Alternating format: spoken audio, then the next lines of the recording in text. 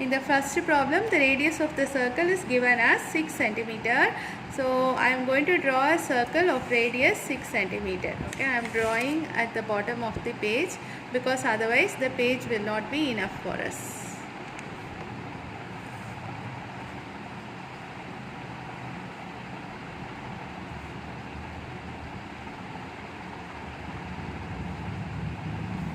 So here I have the circle. The circle's radius is 6 centimeter. Next, what I have to do is always mark the center of the circle using some letter. I have marked O. You can use C if you want. From here, we have to measure a distance of 10 centimeter. Okay.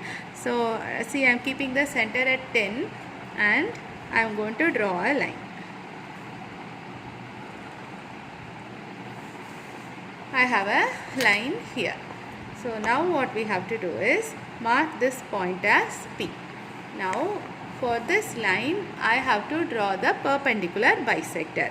Why we are doing that is from P I have to draw one tangent here and another tangent here. So for doing that we are going to start like this. From P I have to take more than half.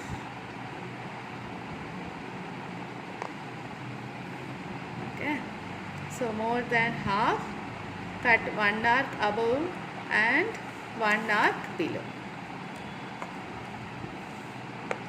And next from O. Okay. Did you notice the first two arcs I drew from P, and the second and third and fourth arcs are from O. Two arcs from P, two arcs from O. Now we have to join these two.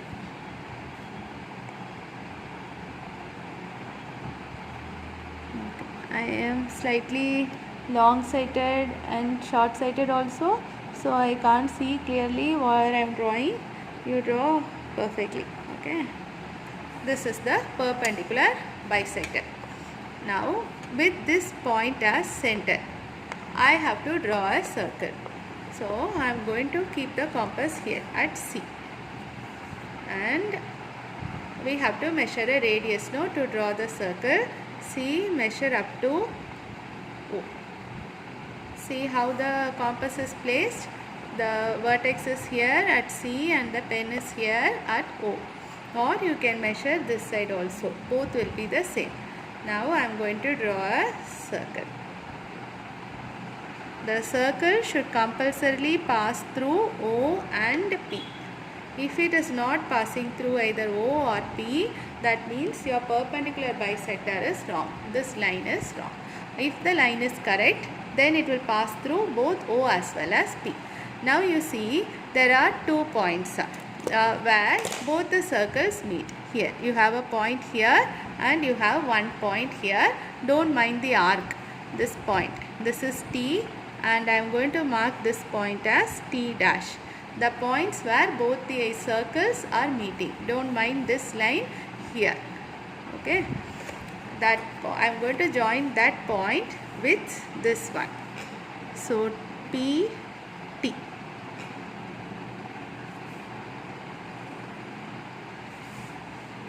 Then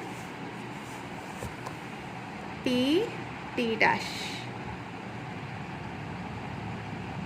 Again, your diagram should look better than mine.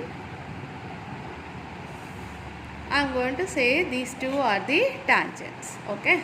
Now you are asked to measure the length of the tangents also. That is the moment of truth, because the tangent's length will be fixed for the circle. You have to find it correctly. So if you are wrong, then even by a decimal place, then you may lose marks. I will tell you how to guess the length of the tangent. First we will measure. See, I am getting 7.8. I didn't get exactly. I didn't get 8. But you see, here you have, this is 6 and this one is 10. Okay. Now you see, if you join this will be a right angled triangle. Why it will be a right angled triangle? Because this angle will be 90 degree. Why that angle should be 90 degree means this is a circle. So this one is a diameter. This angle is angle in a semicircle. angle in a semicircle will be 90 degree. You have studied this in 9th standard. So this angle will be 90 degree. This is 90 degree means you can apply Pythagoras theorem here. This length is 10 and this is the radius of the first circle given in the question 6. So using Pythagoras theorem you can find out PT should be equal to root of 10 square minus 6 square. So PT in your rough column, if you want you can work out and find out. PT should be equal to root of 10 square minus 6 square. It will be equal to root of 64. It should be equal to 8. So that is the answer that you also want to get here. Okay, and I told you know I can't see properly, so there may be some variations here. So method is, this is the method. Okay, so here you measure, you should get correctly 8 and I am getting like 7.8 or 7.9 or something like that. So what you can do is, this is the answer. You know the answer, no? You write it 8 centimeter, 8 centimeter. So when you write the answer, after the diagram you have to write length of the tangent PT equal to PT dash equal to 8 centimeter. So this is the final answer. Before writing this you have to write a justification. Okay, and in the justification we are just drawing two lines here and we are saying they are tangents. You have to give a reason to say that they are tangents. Okay, you can't simply draw two lines here. See, it looks meaningless, no? First there was a circle, then you are drawing another circle, and from there you are drawing two lines and you are calling those as tangents. Now that you should give some explanation for that. So for that again we are coming to the same triangle only. See, the name of the triangle is POT. In triangle PTO, angle T equal to 90 degree. Why angle T is equal to 90 degree? Reason is angle in a semicircle. So this is the reason. So since it is 90 degree, now I am going to consider PT and OT. See, PT, OT. The angle is 90 degree. That means PT is perpendicular to OT. OT is nothing but the radius. PT is perpendicular to the radius. A line perpendicular to the radius and it is touching the point of contact. That means PT should be tangent. PT is a tangent to the circle. Okay, this is a property that you will be learning in this year when you learn the chapter circles. This construction is based on that portion only.